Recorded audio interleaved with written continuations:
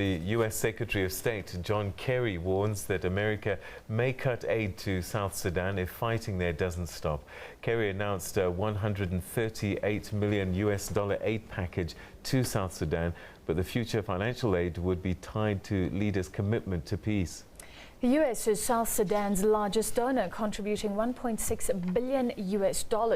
Speaking in the Kenyan capital, Nairobi, Kerry said South Sudan had agreed to the deployment of a regional protection force to boost security in the very troubled nation. South Sudan is on the verge of a humanitarian crisis following months of fighting and high inflation. Last week, the country's new Vice President Taban Dengai led a delegation to Kenya to seek economic support. On Monday, the U.S. came to the aid of the oil-rich nation, but with stringent conditions. We made it crystal clear that this is not forever. We're not just going to fill in a void.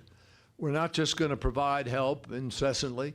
If they're not willing to accept responsibility and do the things necessary to deliver to their people. The leaders of South Sudan have to live up to their responsibilities. They have to put the interests of their citizens first, and they have to refrain from violent and provocative acts. During a meeting with Kenya's President Uhuru Kenyatta and a second with foreign ministers from the East African Regional Bloc IGAD, Kerry emphasized on the need for the speedy deployment of 4,000 troops to South Sudan as passed by the United Nations Security Council 2 weeks ago. This is not an intervention force.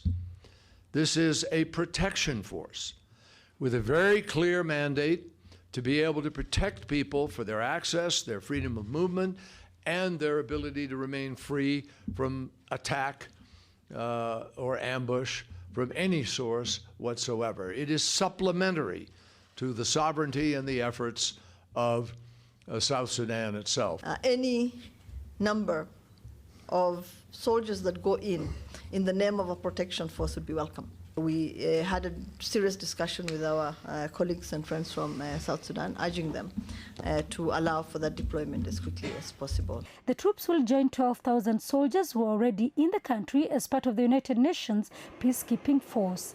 Kenya, Ethiopia and Rwanda have offered to contribute troops. The leaders also agreed that Somalia must hold elections as scheduled in October this year, and that the U.S. would support the African Union mission for Somalia, AMISOM, and the strengthening of the Somali security system as countries prepare to withdraw their troops from the country in 2018. Sarah Kimani, SABC News, Kenya.